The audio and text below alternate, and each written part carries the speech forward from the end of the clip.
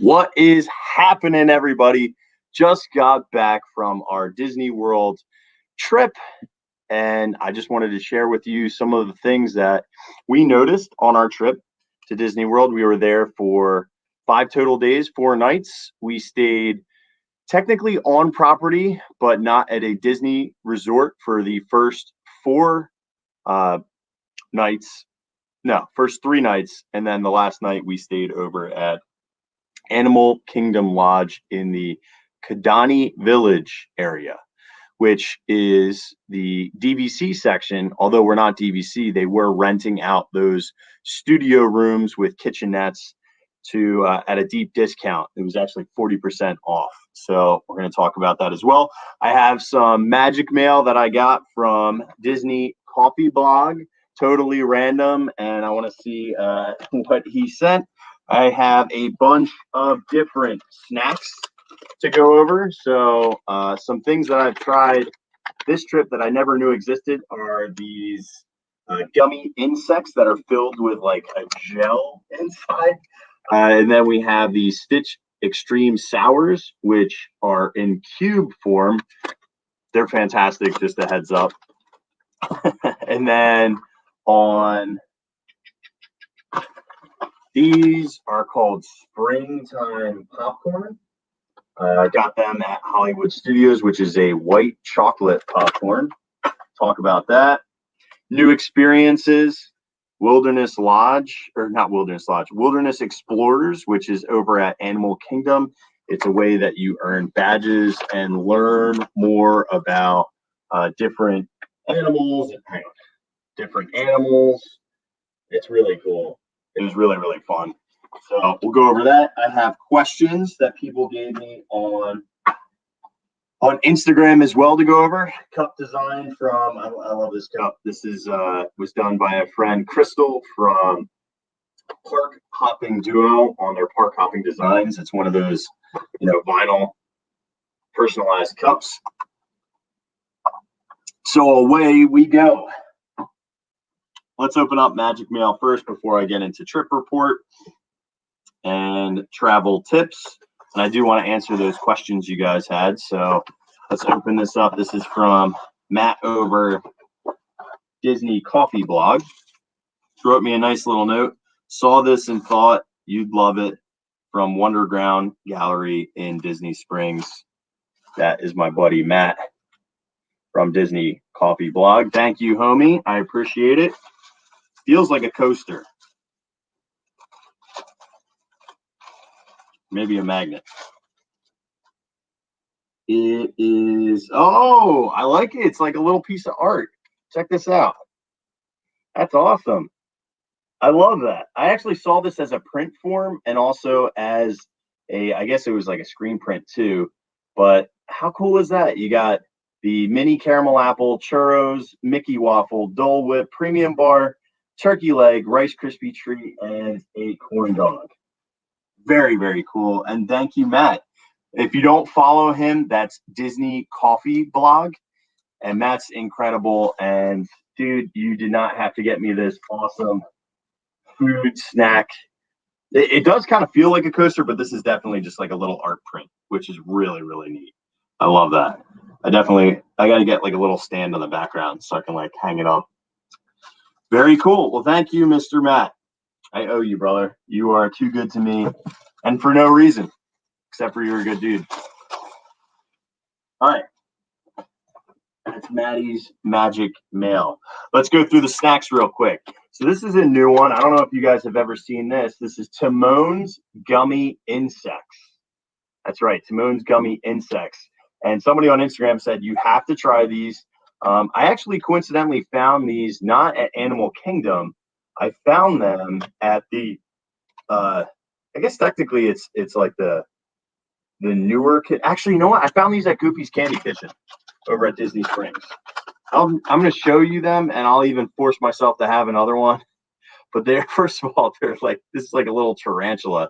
And that blue section on the inside is like a gelled, like kind of like a gusher. I'm not crazy about them because the outside has that like greasy, gummy kind of vibe. and then you get squirted with that gel. Plus, they look like bugs. Not for me. My kids like them because they like anything that's gummy. And I see the appeal of them, especially if you like gummy worms, gummy bears, that kind of flavor. I don't like that greasy texture you get. This is my speed, though. I think this is actually the best of the Stitch Sour Extreme variants. It's Warheads Candy Cubes. Now, you'll notice on the bottom, there's all these different colors, right? And they all denote different flavors. You get a sour orange, sour watermelon, sour strawberry, sour green apple, sour black cherry, and sour blue raspberry. So there's 6 different unique flavors to try here.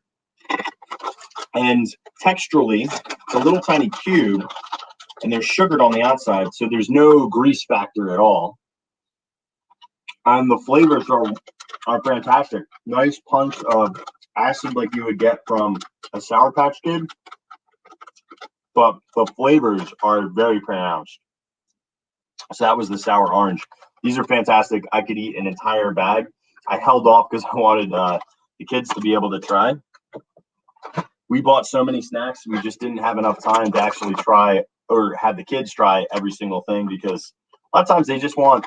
So here's this is a great interjection point. This is from K Bomber 22, and she asked, "What are some of my favorite ways to save money?" And there's a couple of favorite ways to save money, and I'll talk about many throughout this. One of them is when it comes to snacks and food in general when you're at the parks. One, never pay for water. Go to a quick service restaurant and ask them for cups of water. And if you don't feel like drinking out of the small cups, you can always bring your own canteen in, or, for the kids, we have these little like snap flip top guys. They're made by Thermos, and they have different types of like Disney theming or whatever theme your kids are into, or any kind of water bottle that you like to reuse, analogy and those kind of things. That's a great way to save money. Do not buy Dasani bottled water, which I don't really personally like the flavor of Dasani anyway, but Coca-Cola is a major sponsor, obviously a major provider of soda and all their beverages at the parks. So do not pay for water. The other thing too is, yeah, I pay for snacks, but if you needed to like bolster and save money, you can always bring in food to the parks. Now, food is part of the adventure and part of the magic for us. So we actually budget a decent amount of our trip towards dollars on spending on food. So that's your decision. But let's say you wanted to try 2 new snacks and you wanted to save on a lunch. Well, you could easily bring in sandwiches, drinks, chips, all those kind of things in your park bag and have them for when you want to have lunch. The other thing that you could do, and I've done in the past, is bring in things and then utilize free things to put on the food that you bring in. Let me explain. So let's say you went to Pecos Bill's, and this was before the pandemic. You were able to go to a buffet that they called it a Fixins bar, but the Fixins bar had way more than like Fixins. The same can be said about Cosmic Rays over in Tomorrowland. They have lettuce, tomatoes, pickles, all sorts of different condiments. But at Pecos Bill's, they would also have cheese and a corn salsa, a regular mild salsa, a hot salsa. Back in the day, you could get free guacamole there. So if you brought in Tostitos chips and you just, you buy still something from there to, because it is a restaurant, you want it, but you could make like a little side salad, or you could make your own kind of nachos or chips up as well. So I think that's pretty cool. Another great way to save money would be to look for discounts. So I'm going to pilfer into another question, which came from author Allie, aka Mama Levex, where she asks, were the rooms at Animal Kingdom Lodge more affordable when we went because of discounting? Great question. And they were more affordable than normal. A normal price room at Animal Kingdom, and we actually stayed in Kidani Village, and we had a Savannah room, which the Savannah rooms overlook Sunset Savannah. What's the benefit of that? Well, you get to view the scattered feeding of the animals. So giraffe, zebra, wildebeest, ostriches will all be found on that savanna, So from your room and from your balcony, you get to view those, which I think is pretty cool. And we really lucked out because the location of our room was on the second floor, and right in front of us was one of the palm trees where they tied branches and leaves for the giraffe to feed on. Fun fact about giraffes, they eat about 20 hours a day. So they're always grazing, always eating. And right outside of our room, we got to, at roughly, I think it was like 8:45 or 9 o'clock in the morning, we're having our coffee and a giraffe just comes right down the path and eats right outside the room. Now, normal price for these rooms vary between $900 all the way up to $1,300. That's insane. We got so that is a total save up splurge kind of thing. So what we did was just waited for an opportunity time where when Disney gets underbooked, they are lower than the 35% capacity. In this case, for spring break, they were undersold. So they will only release deals when they were undersold. Things like free dining plans, things like deeply discount hotels, things like hotel and ticket packages. When they deep discount, that's also a good sign that it's probably not crowded or lower crowds than Disney was expecting. So they're trying to draw in more guests during a time period. So you can capitalize on those discounts. Now, being annual pass holders, we get access to a few more discounts than your regular everyday. DVC also has access to discounts, but I believe deluxe rooms always get discounted the most because there's the highest amount of margin in them. So places like the Polynesian, Wilderness Lodge, Animal Kingdom Lodge, Contemporary, Grand Floridian, they will always get the highest percentage discount. Typically anywhere between 35 and 50% is the norm on a deep discount for those places. Moderates typically go on sale somewhere between 25 and 35%, and the value resorts typically only get a 15 to 20% discount because they are the lowest price rooms, so they don't get discounted that much in terms of substantial dollars. But in this instance, it was 50% off. So we actually ended up getting the room somewhere around $420 for the room price. And then with resort fees, taxes, Florida/Orange County fees, it ends up like adding an extra, it was like 75 or $100 on top of that, right? So it was like $520, something like that, all in. A lot of money. But I remember when I was a kid, I got the opportunity to go to the Polynesian resort with my family for, I think it was like 3 or 4 nights. We had a Seven Seas Lagoon viewing balcony room. We had access to concierge, and I swear I thought I was a king. And in fact, I told my parents, and they still tell me to this day, and it's great memory, is that we had all the lights out, and it was a tradition every single night. We would go to Captain Cook's and get ice cream at like midnight, my dad and I. And as a family, we would all sit after turn down service, eat our chocolate little Mickey coins that they put on your pillows, and with all the lights out in the room, watch the electric water pageant on the Seven Seas Lagoon. And I looked at my parents and said to them, when I get older, I'm going to buy this room. Well, I didn't buy the room, and I'm not a DVC member, but I'm trying to create memories and lasting moments for our kids' lives, and I think this was definitely one of them. The pool was absolutely incredible at Animal Kingdom Lodge. It's over at Kidani Village, and it was so much fun to actually stay there and experience all the things that they had to offer. Although a lot of the amenities are gone. They used to have a tasting for free over at Jico and Boma, which are Boma's the buffet restaurant at Jumbo House at Animal Kingdom Lodge. And then Jico is like the fancy sit-down table service restaurant at Animal Kingdom Lodge. And they had a free tasting where basically the sous chefs would sit there and walk you through what the menus are, the African-inspired flavors, and you got to experience and actually taste some of the things for free, which I thought was really cool. They also had a badge collecting very similar to the Wilderness Explorers, which you can do at Animal Kingdom. And you could earn these like beads and make like a bracelet. but that was no longer happening right now because of COVID as well. So there are some extra amenities that happen at deluxe resorts. They were doing tie-dyeing shirts one day by the pool, so they definitely offer some really unique things. To save money though, and let me, I'm going to do a share screen here. Let me put it to this and then share screen.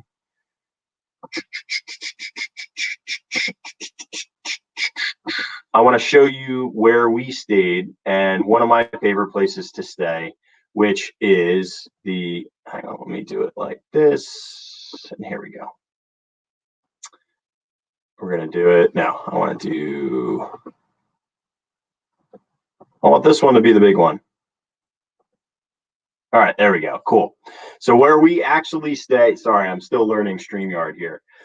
Where we actually stay is at Wyndham's Lake Buena Vista, which you can actually stay at this property, which I'll pull up a map here in a second so you can see where it's located. It's actually technically on Disney property. So this is considered within the bubble, and you get the perks of, where's my Zoomy?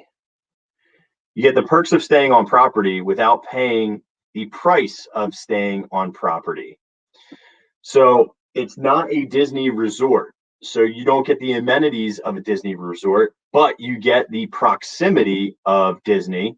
So I'm switch this to satellite view here. So here is where we stayed at the Wyndham. I'm going to zoom in a little bit more. Here is Disney Springs. So I love this resort because of its proximity to Disney Springs. Right here is a little tiny skyway, jet bridge, whatever you want to call it. So our room was here. You walk down some stairs, and within 4 minutes, you're down into the northern or eastern part of Disney Springs, over by Goofy's Candy Kitchen and World of Disney. And then you can gain access to all the restaurants and whatnot. I booked this through Chase Rewards and through their credit card reward program. But the other thing that we love about this hotel, it's clean. It has a full refrigerator. The bathrooms are nice. The beds are super, super comfortable. And it's pretty modern in terms of look, but it has an amazing pool. Absolutely amazing pool. It's got this really cool waterfall feature. The kids really like the splash pad there. There's a gigantic hot tub over here. But the best part to me of this hotel is the price. So not only can I use credit card rewards for it, but this hotel, which, I mean, look at it. It's a pretty nice hotel. The other thing that I love, they have, these things are all outlets and USB plugins, outlets, USB. They're all over the place. If you got this room, this is actually a pull-out. They do have some fancy rooms too. Like, look how big that is. But it's just a cool place. They do have a shuttle. So if you're one of those types of people who's like, hey, listen, I like to use Disney, what do you call it? Disney transportation. I totally get it. They do have a shuttle right now. The shuttle service isn't working, so they still charge you a resort fee, but it's $24 a day.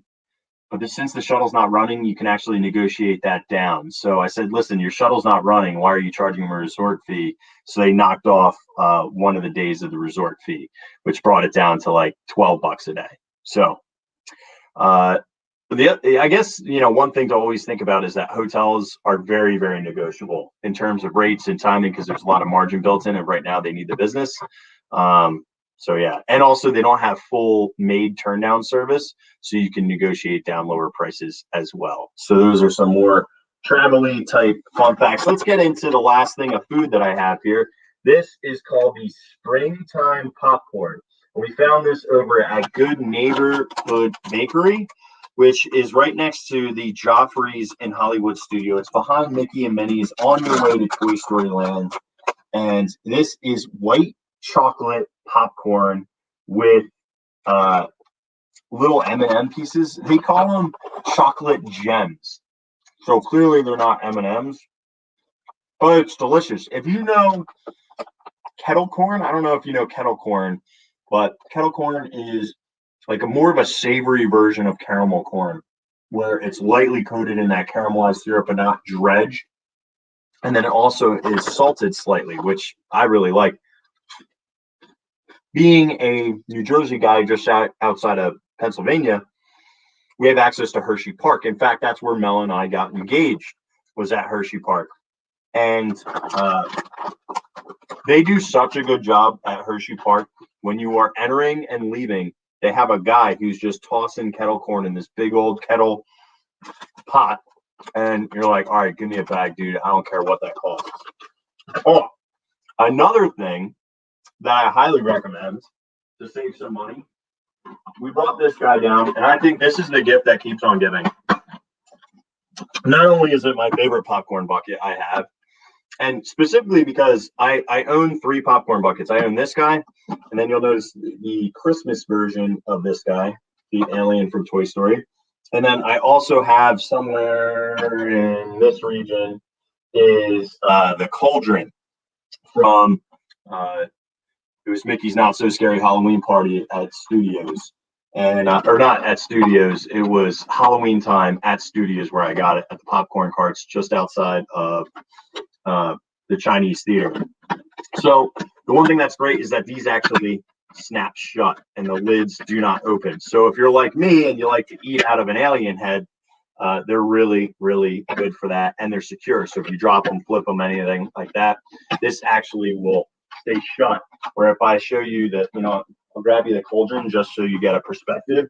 And I love this one for the look, but because it's cool. I mean, like, who doesn't want a poison cauldron, apple, bubbly type vibe? But what happened there? There's a pin in there. Look at that. Oh, it's a Zeus pin. I don't know why I have a Zeus pin in there, but okay. But it just opens. Like this is not conducive at all. So they need like a latching system for all these. But what is cool is there is an LED that kind of gives it like a bubbling sensation on the top. So this is like more of a put on a mantle, put it on display during Halloween time. It's a decoration, not a fully functional popcorn bucket. And sadly, somebody actually came up to us, and I thought they were going to offer us money for this. They go, "Were they selling that today?" I saw these all the way up until I believe it was like February. So February of 2021, they still had these guys for sale. No more.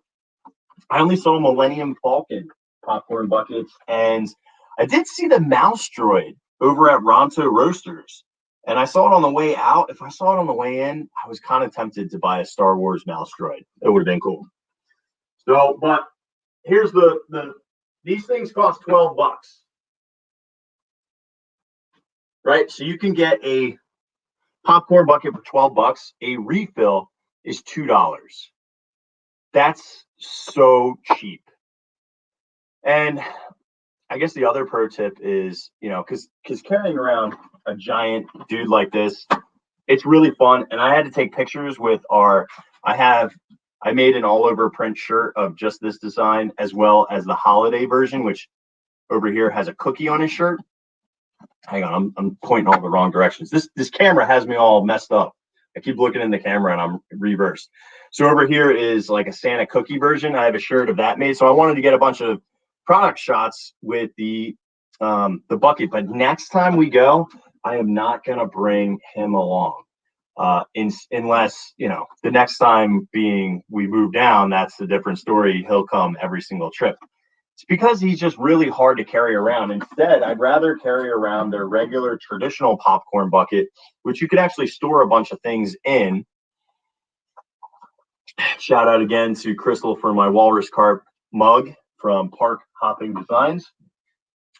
And honestly, the $12 regular plastic bucket works just as good. You don't worry about that one falling and breaking. Like, I would be really, really disappointed if we broke this, because it's such a cool looking piece too, and showpiece. So, yeah, yo, come on. I got to plug you guys. So if you guys don't follow Park Hopping Duo is amazing California couple, previous cast member, and go around to Knott's Berry Farm, to Universal, Hollywood, and then, of course, Disneyland, even though through the closures, they've been to downtown Disney, as well as now all the food, like Taste of Disney. I forget what they call it, Taste of Magic, something like that. So, but yeah, but you can buy from them designs, park hopping designs, and they make cups. They make all sorts of different vinyl branded stuffs. And Crystal, I forget, or Nick, you could write in here on the comments, and I'll throw it up. I forget what your site is, or if it's on Etsy or whatever, but just throw it up so I can put it on the screen. So we'll buy a popcorn bucket. It's $2 and totally shareable. Now, when they give you popcorn now because of COVID, they'll put it in just a cardboard container. And you can ask them for courtesy cups, and they'll give you little soda cups that are empty. And you can then put your popcorn in and disseminate around to your group, which we always do so that there's no fighting over somebody having a popcorn bucket or not. But at $2, popcorn refills are super cheap. And it says for length of stay. And we've used our popcorn bucket for refills forever, for multiple years. So never worry about length of stay and how long it is. So yeah, if you're looking for your own vinyl designs, thank you for throwing that up there. But follow Park Hopping Designs on Instagram, and then also Park Hopping Duo on YouTube if you want to follow them eating and drinking and hanging around in the parks. And I agree with you. The popcorn refills are amazing. The buttery popcorn is delicious. It's a shame right now. My favorite popcorn stand is closed.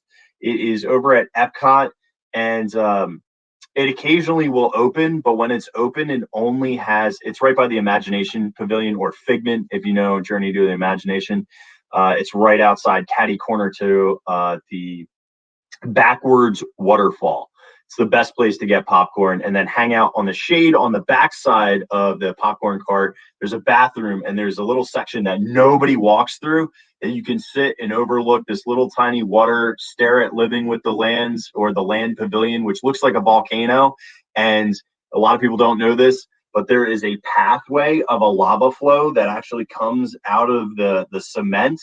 And on the right-hand side, the mosaics are the stratifications of the Earth's crust, which is totally cool. But that popcorn cart usually carries sour cream and onion popcorn, buffalo, blue cheese popcorn, and then usually another specialty one, caramel or something. And you could get a mix of them. Another popcorn cart that's closed too is right outside of Ronto Roasters. They had like a sweet, savory, kind of more kettle corn with a little bit of sugar in there as well. But that's been closed since COVID, which kind of stinks. Yeah, I mean, I agree with you. Your favorite popcorn stands are closed. Same with us. We just have regular standard popcorn. And it's definitely a tradition when we're at Hollywood Studios that we go to the one that's just outside the Brown Derby. There's actually two popcorn carts. There's one that's closer to Mickey and Minnie's Runaway, and there's another one that's closer towards Hollywood Boulevard. So yeah, and they all carry, both of those ones actually carry different popcorn buckets too, where I've seen the Onward, what's the van? Somebody help me with the van name. I had it for a second. Anyway, they had the van as a popcorn cart there. I've seen the multiple different versions of the Alien over there. Millennium Falcon was just this last time. That's where I got the Cauldron one. Yeah, so it changes up pretty frequently, which is pretty cool. Guinevere, yes, thank you. Or Gwenny, as he says, what a great movie. I love that one. It's really funny. Chris Pratt's awesome in it. Okay, so that's all the snacks, and I've covered all questions I got on Instagram except for, and I think this is a great one. Crystal Sheena goes, what's the best and worst foods from Flower and Garden? I think that's a great question. We had a lot of different foods at Flower and Garden, and you know what? Let me pull up. I'm going to switch this over so that I can add this on here. Here we go. And let's pop over to that screen. So I'm going to show you my favorite thing at Flower and Garden, which was the chocolate macaroon. Lollipop. Flower and garden. This thing was insane. It's, first of all, it's absolutely huge. Can I just open this in a new tab? Here we go. It's gigantic and it's so delicious. No joke, this thing had to have been almost 4 inches in diameter, and the macaron outside was like that crispy bite that you want, and then it also had just this like fudgy delicious inside center. Let me see if any of these show like cross sections. Here we go. This is a good cross section picture.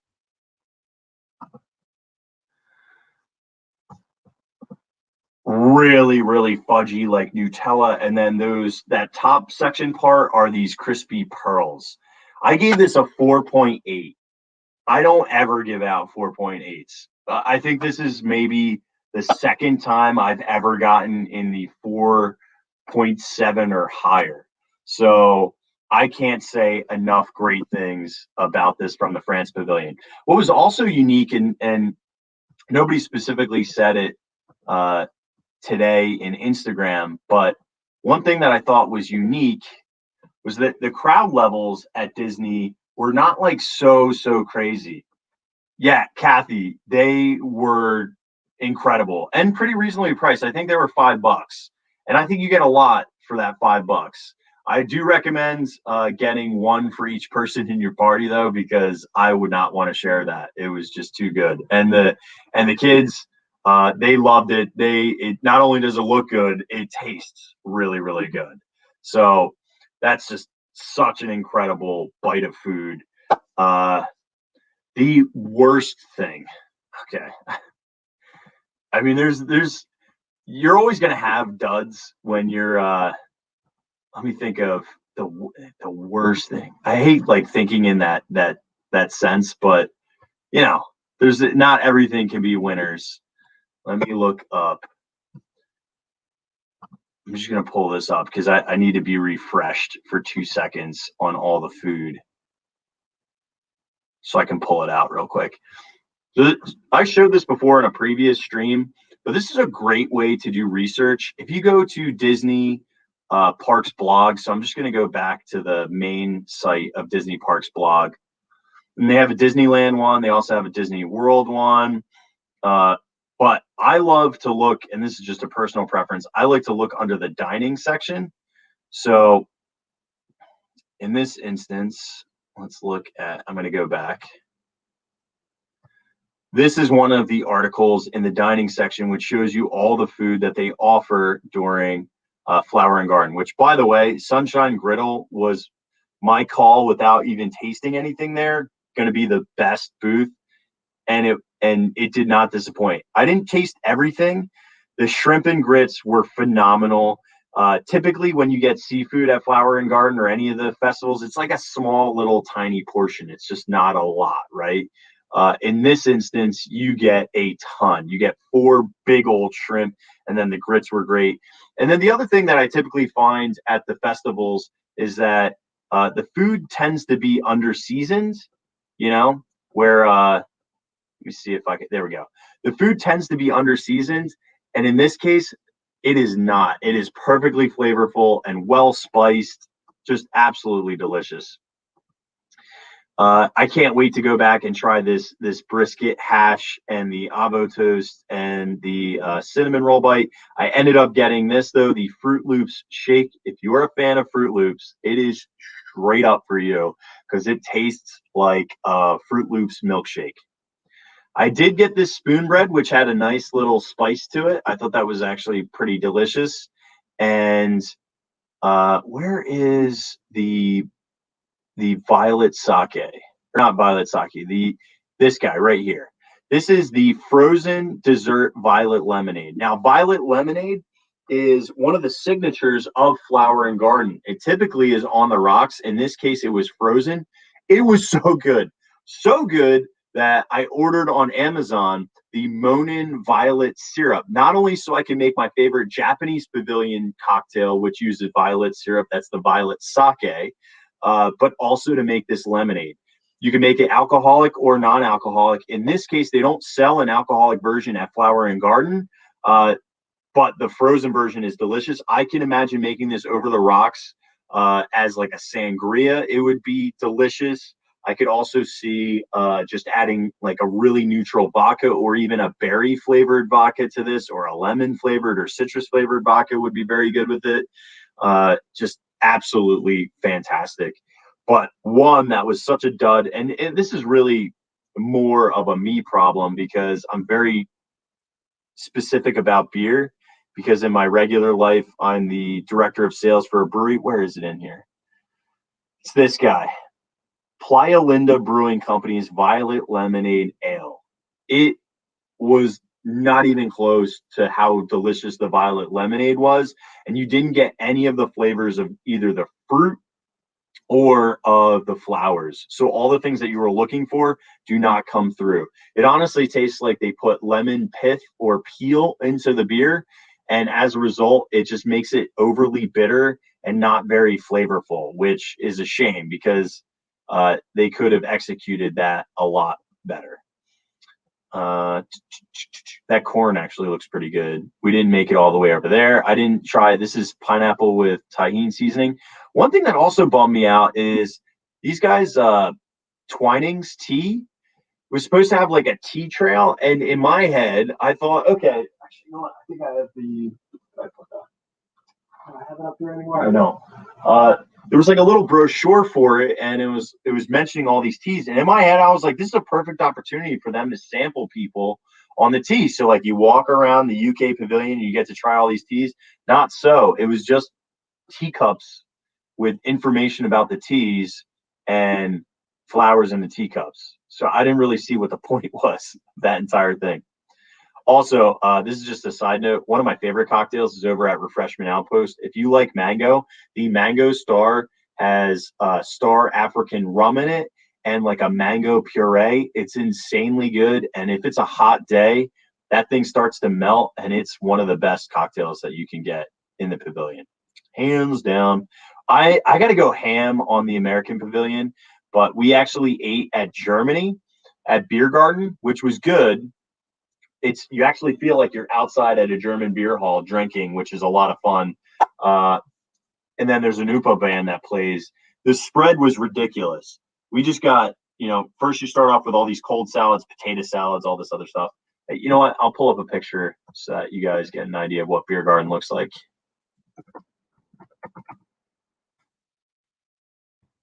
It's a fun place. It's a little pricey though. I'll just give you a heads up. It's $55 per adult and then $35 per kid. Luckily, both of our kids were sleeping, so they didn't get charged until the one woke up, and then they charged. They have a very specific charging thing too right now. But this is a pork schnitzel.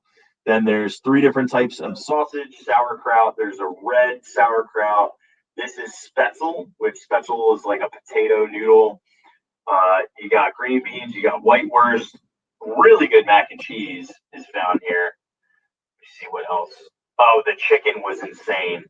Whatever they put on for seasoning was really, really good. There was a German style potato salad as well. I'm trying to see if nobody has any of the salads in here. It used to be a buffet, which actually would be a lot more enjoyable than the all you care to enjoy where they bring it to your table. Although I like that, I like to, I don't want to bother people necessarily about the specific things that I want and don't want. Oh, here we go. Here's the cold offering. So like there's a tomato salad, a cold potato salad, cold mac salad, and then this cucumber tomato salad was quite good. And then we did get a shopper hopper grapefruit, which is delicious. But what I like about the actual restaurant, which is really fun, is you look like you're outside hanging out. They even have like a full moon and like a water wheel. The water wheel's over here. The full moon's right there.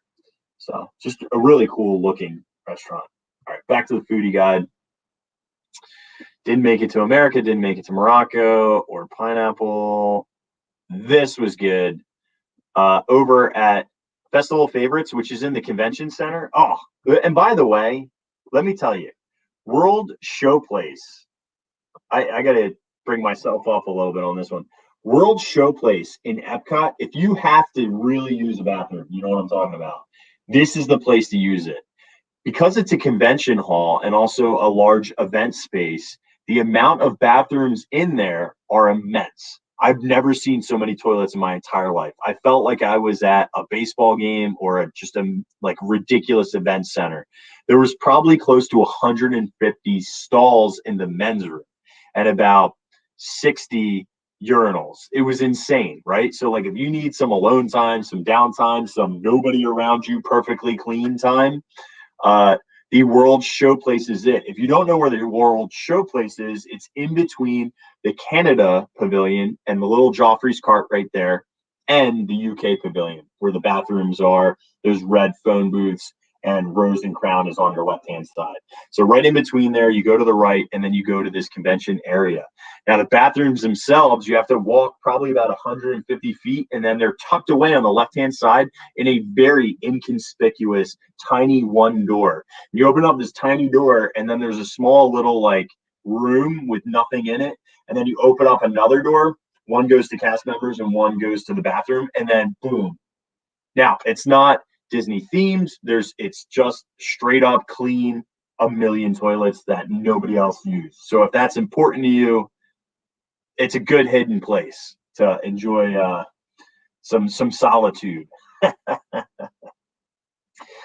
My favorite bathroom, just in terms of theming though, and also not usually busy, is over in Norway. The Arendelle bathrooms, they look like Frozen and they're awesome. They're right behind Kringla, in between Kringla and Summerhouse, the place where you meet Anna and Elsa during normal times. Although Anna and Elsa have been coming outside of Summerhouse and standing in front of it, which is cool. So, all right. So worst. I still didn't get to my least favorite thing from Flower and Garden. So let's go back to the foodie guide. This was quite good. This watermelon salad. It's watermelon with pickled onion and feta cheese. That's delicious. And then this brisket. What else is in there? Brisket and burnt ends and smoked pork belly with chorizo. Really good, but the bun like evaporated in a second. So that was the only negative to that. But other than that, it was pretty dang good. I mean, I ripped on that beer, but I don't feel like the beer was the worst thing. I didn't have anything from Italy or Japan. I didn't really get as far around as I would have liked.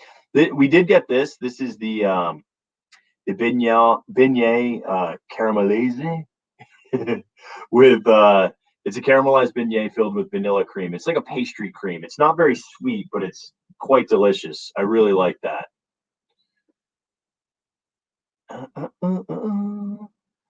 I guess I really didn't try that much from Flower and Garden. Not nearly as much as I thought I did. Yeah, huh. I guess the beer would be the worst thing that I had. I have another trip coming up where I'm spending a dedicated day just eating around Epcot. We had this. This was really good. The Popsicle Trio. It has a honeydew melon one, a raspberry mint, and a coconut lime. Very, very good. I like the honeydew melon personally myself. These ones are more like icy, not as creamy, and then this one is super, super creamy. So it just depends on your personal taste. So, all right, that's Flower and Garden. Let's head back to here and bring me back up. Cool. Let's talk about new experiences. So another new experience that we never had done before, but we're super excited to do, that was to go to Animal Kingdom and become wilderness explorers, which if you don't know what a wilderness explorer is, it's from the movie Up, and it's what Russell was, and he was trying to earn his merit badge by helping curmudgeon Carl, who wanted no part of it. So, but the wilderness explorers in Animal Kingdom is an interactive, themed group that you work and learn about animals and plants in different areas of Animal Kingdom, and you earn merit badges along the way. So here's an actual park map of Animal Kingdom, and it shows you each one of those little circles. So for example, over here in Dino Land, that little Brontosaurus badge would take you to a section. The Brontosaurus section. So we actually did earn this one. We also earned the Yeti badge and the Everest badge. But the dinosaur badge goes, go to the boneyard in Dinosaur Land. How many different dinosaurs can you find? And find your badge guide. Show them your secret code that you found at the top of the dig site. And then you earn this little, it's a sticker. It's not a real traditional badge, but a little sticker at the top. And you fill them in. Fossils, Everest. The Yeti one is cool. I like the Yeti one because who doesn't like the Yeti? Now, it's not a disco Yeti badge. It should be, but it's a cool one. The Everest one is cool too. In a lot of places, you were earning 2 badges for 1, so they definitely truncated the amount of badges or badge locations. But there's birding badges, there's tiger badges. So clearly they want you going around the different areas of Animal Kingdom, and the kids really like it. Plus, it's really fun to be a wilderness explorer. It was a blast, man. And our kids are just of that age, 3 and 4. They can start asking questions and answering. They had, a really, really good time. I would be honest, I had a really good time. And I got myself a book, but I was just too focused on them having fun. But like deep down, I want to go back and do all of these myself. So good for Disney adults or for Disney adults with kids. Either or, it's a really good time, and you learn something. My daughter was fascinated the fact that there are Venus flytrap in the world. Snagged this from Animal Kingdom because I figured if you're going to spend, a couple $100 on a room, you might as well take the "We're off to Neverland" room occupied. I'm sure everybody takes this. Maybe they don't. Maybe I'm the only jerk, but I figured I'm taking that thing. Because it probably at some point it'll all be digitized. Well, there won't be hard, tangible things like that. It's funny, like I have right next to me all these bins from when I was a kid, and inside of it are things like soap from the Disney resorts from the 1990s and stuff. I took toiletries from everywhere. So old habits are hard to break. Okay. Let me think of some other things from the trip that were monumental or interesting. Crowd levels. Let's do crowd levels because people always like to talk crowd levels. I felt that Magic Kingdom, so I think it was very park specific. So depending on the park that you were going to, you were going to have a very different experience. And the time of day was integral to the type of crowd level that you were going to have. And I find that pretty typical of any time, COVID, non-COVID, spring break, non-spring break. The shortest lines are always in this. So this is kind of like a generalized rope drop strategy. General lines are always shorter the first hour a park is open. So I always suggest if you're trying to go to a park and get to the best attractions, for example, you want to go on Seven Dwarfs Mine Train, you want to go to Avatar Flight of Passage, you need to be at the park, at the parking area, or if you're taking Disney Transit, at least an hour and a half if you're parking, or an hour if you're taking Disney transportation. And that's because you need to be through the gate by the time that they open it up to start loading queues. And that always occurs sometimes a little before or sometimes a little after, an hour before the official park opens. So for example, if the park opens up, in our case, Magic Kingdom was opening up at 8 a.m., well, then you need to be at, if you're driving, 6:30 to get to the Transportation and Ticket Center to get to the gates by 7 o'clock. I know that sounds crazy. I know that's super early, but if you want to have the best chance of waiting less in line, you have to go early. Most people don't, and most people don't vacation like that. That's why it's an opportunity for you to get on more rides with less time. And it actually is going to de-stress you. I know that sounds weird to have to get up early and feel like it's a stressful moment, but the earlier you wake up, the easier things get. The other thing that'll happen is you might still have to wait in Flight of Passage or Seven Dwarfs Mine Train's line for 40 minutes, but that's 40 minutes before the park actually opens. So you'll probably more than likely enter onto the ride by like 7:40 if there's an 8 a.m. opening at Magic Kingdom. So imagine waiting from 7 to 7:40 in the mine train line, but you're still off the ride by 7:45, which allows you to get into more queues and ride more rides. So that's definitely the generalized strategy. The other thing too is to always be flexible. So we had the intention of rope dropping and getting there to ride Mine Train, and we just were a little bit behind schedule getting out the door. We were early, but not early enough. We were about probably 15 minutes behind. And as a result, the line shot up to 45 minutes by the time we got there. And like you could just see the way the line was shaping.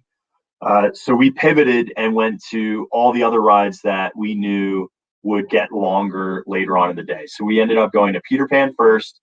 And then here's a good rule of thumb. If you really like It's a Small World, or you really like Pirates, or if you really like Splash Mountain, those are the other ones that get the longest lines because their capacities have been diminished. Splash Mountain, Small World, and Pirates, although they are high capacity rides during normal times, during the pandemic, they have to do social distancing, which requires them to leave many rows empty. Now, for Pirates, even though there aren't dividers, they have been loading at least 3 rows on minimum, where originally they were only loading 2. So things have gotten better there. And I didn't see Pirates go to the 90 minutes I saw 3 months ago. It's only now hitting at peak hours 40, where honestly, with 35% capacity, if they were loading every single row, you're looking at a 10-minute wait all day, every day at the peak hours, because that thing just chews and spits people out. It's such a high capacity ride. Frozen, on the other hand, they are loading every single row because they want to utilize and capitalize as much because it's such a popular ride. That has actually diminished from 90 minutes down to 40 minutes, which I think is not that long for Frozen. And a lot of times it actually goes a little bit less. But the problem is they now have plexiglass dividers between every single row.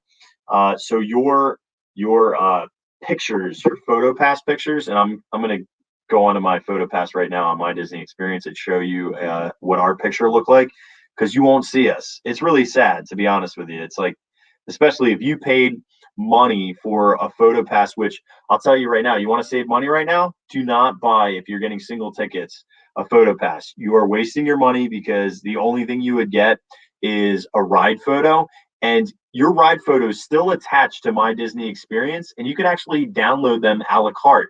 You have to pay $10 or $14. I forget if it's $9.99 or $14.99 per picture. But let's say you only end up buying 2 pictures, 3 pictures. That's still cheaper than PhotoPass. But let me pull up our Frozen. You're barely gonna see us. Let's see if this comes up. Like, we're all the way in the back. You can't see anything. Like, there, you see all those dividers. It's terrible. Absolutely terrible. The picture is worthless. It's just, it's not the same.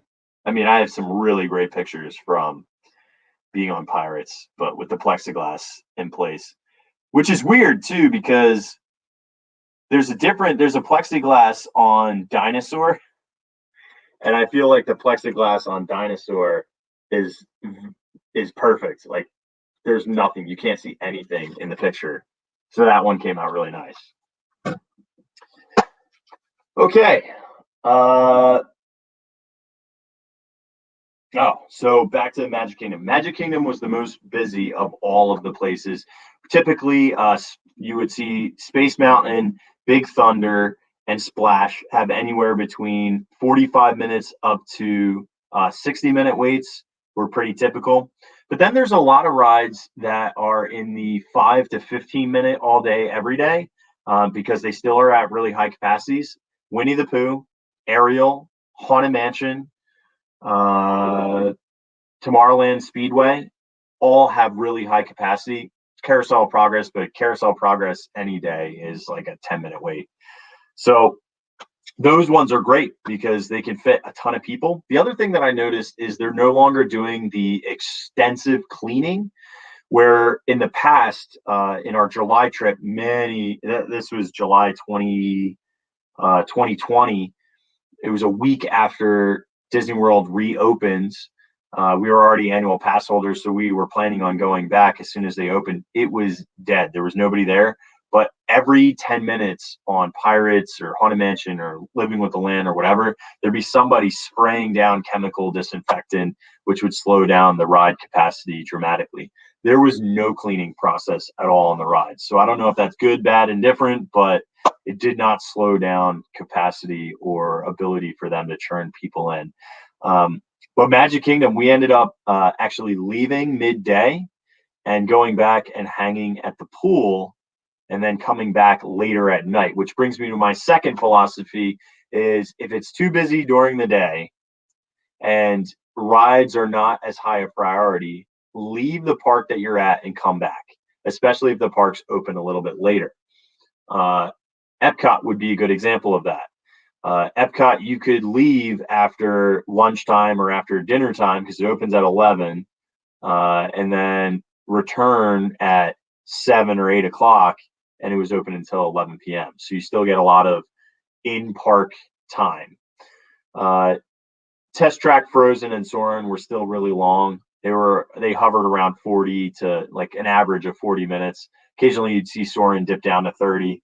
Test Track was always consistently somewhere in the 40 to 55 minute.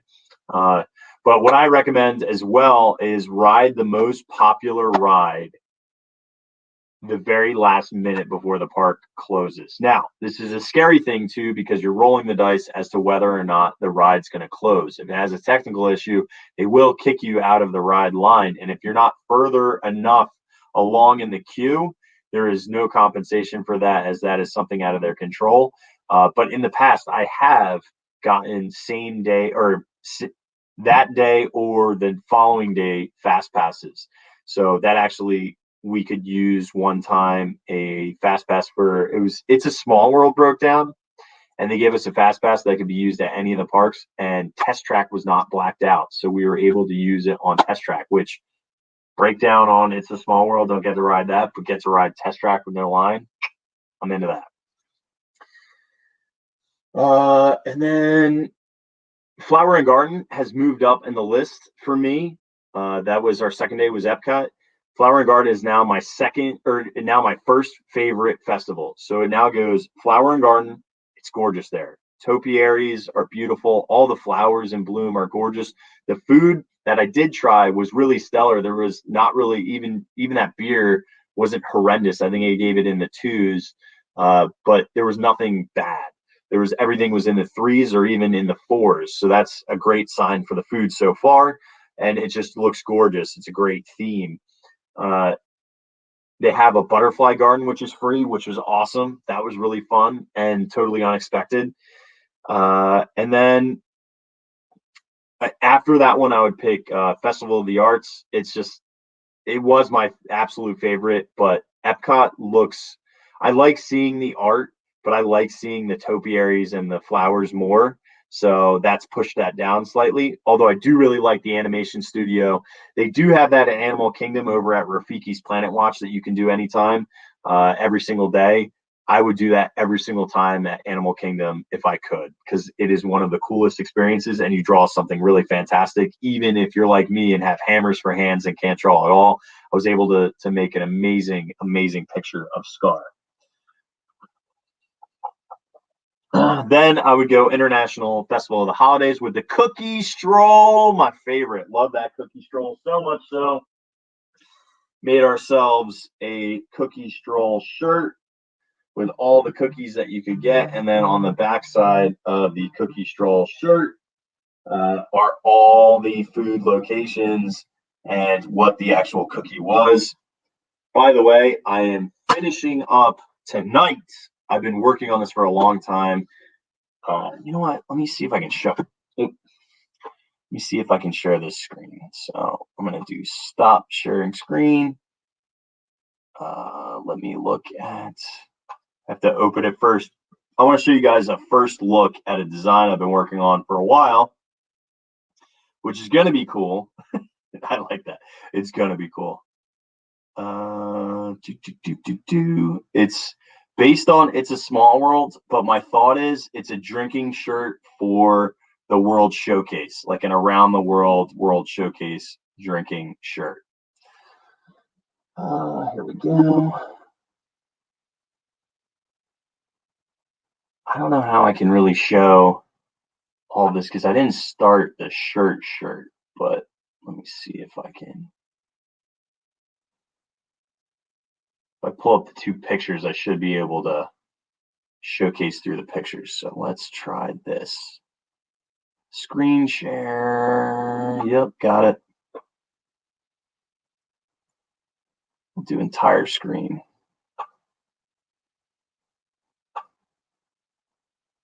All right, and then I can do, I don't know if this will even work. Here we go. So this is obviously the hippo from It's a Small World, but I'm thinking that the name of the shirt, now this isn't obviously finished, but these are all the inspiration. But I'm thinking this is what the shirt says on it. It's a last call after all, bar crawl. So I definitely am going with It's a Small World, around the world showcase.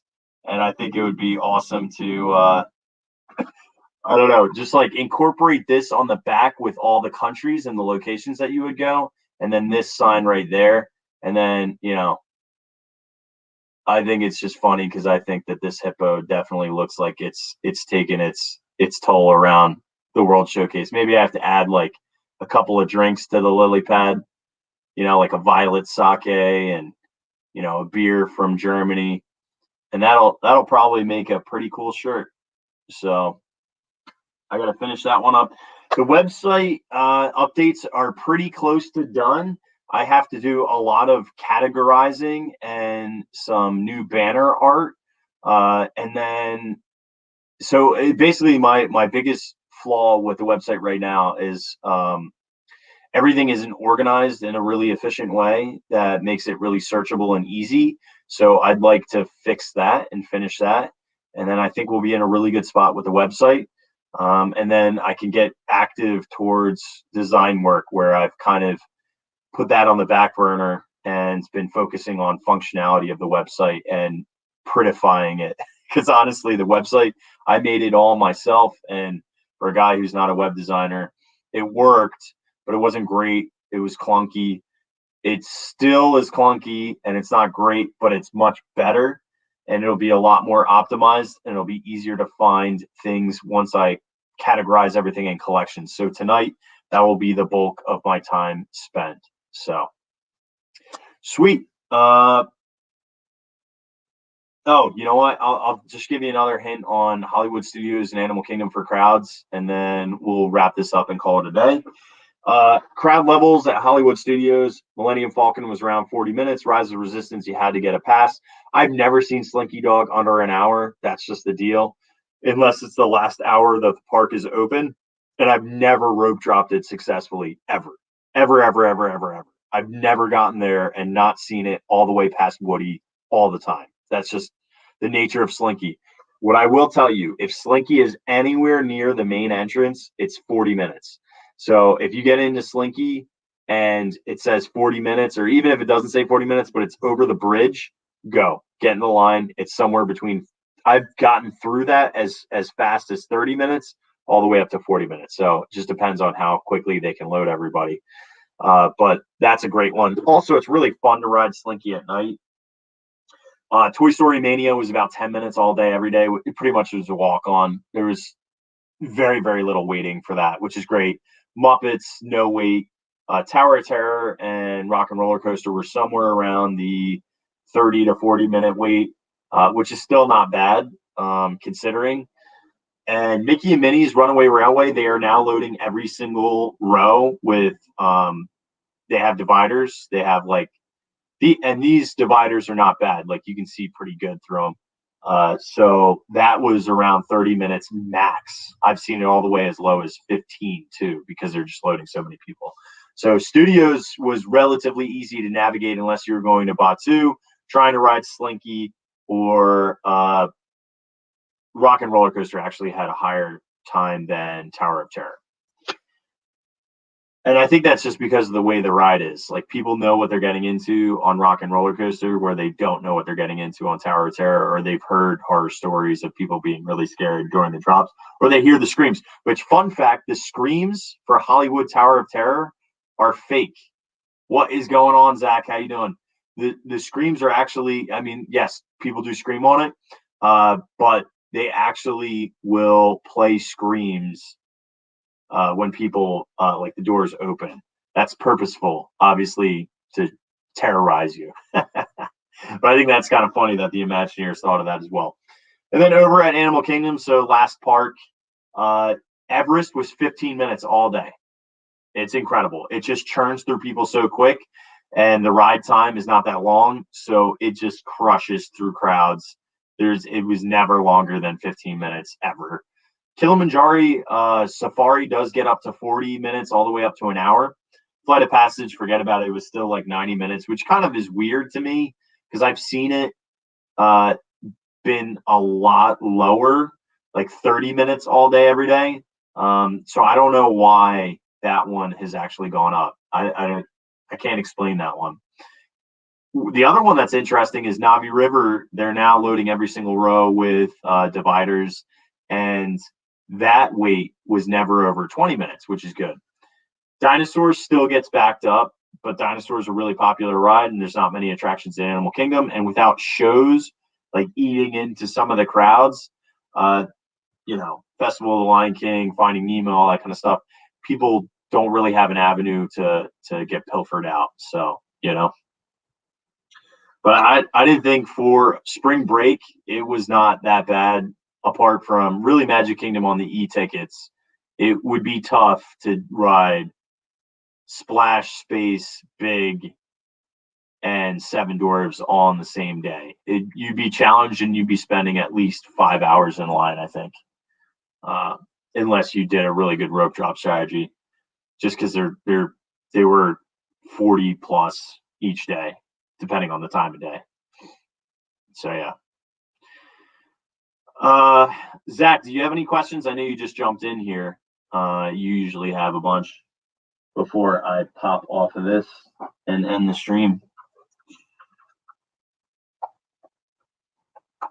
No matter what, it's been awesome hanging out. You know what's also really cool about this is utilizing streaming on YouTube helps me check off my content strategy as well, to have 12 YouTubes in a month is not that challenging when 4 of them can be done as lives and do 1 live a week. And I actually really like doing the lives.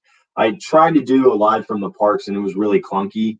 I still have a lot to learn about doing lives in the parks, but I have a lot of friends who do lives in the parks. So I will just have to learn from them some of the best practices on how to be successful in Disney World. One of the big ones being Drew in the Moment. If you don't follow him, awesome guys, Drew and V. And then shout out once again to my homie Maddie over at Disney Coffee Blog, hooking me up with this awesome little piece of art. I love that design. I actually almost bought the print of this. So this is really, really cool little wood block art. Very, very stoked to have that. And of course, Park Hopping Designs, aka the Park Hopping Duo. You can follow these guys on Instagram, Park Hopping Designs. They make all sorts of vinyl cricket type cups and shirts and all that good stuff. And you can just hit up Crystal. They made this awesome mug or cup for me. And it has color changing little guys in it, which is fun. But yeah, that's what I got. It was an amazing trip. Look at that hair. It was an amazing trip and super, super stoked to go back down. This was a unique trip in the sense that our pace was very slow. Even though there was a lot of content taking, even though there was a lot of rides, we went on every e-ticket we wanted to go on. Even though there was a lot of food and a lot of new experiences, it felt much slower in a good way. Even at one point, we just hung out at the hub grass area, and Mel and I got coffees from Starbucks and just hung out while the kids kicked off their Crocs and ran around on the grass and just had a blast eating lollipops and hanging. So it was nice to just spend like a half an hour just chilling, not like stressed about going on rides. I mean, we go so frequently that there's less impetus to just go. Well, less impetus to ride would probably be a better statement, because we're always doing things, whether it's the pool, whether it's a restaurant, whether it's trying a snack, taking video content, or a show, or doing the Wilderness Explorers. We're always doing something, but it didn't feel like there was pressure to ride a million things like there usually is. Now, when I'm solo, I have a lot of pressure because that's how I enjoy the parks, is going on as many rides as possible.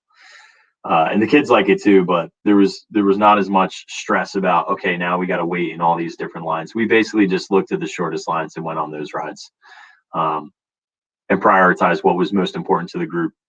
So, and I love I felt like more like a local rather than a tourist, or it was a vacation. So I don't know, it was a good feeling. So yeah.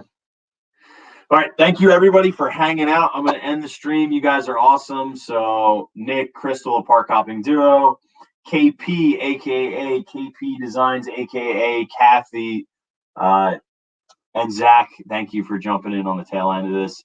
You guys are all great. And then to everyone who asked questions, Author Alley, K Bomber 22, Crystal Sheena, thank you for contributing to Instagram. Hope I helped.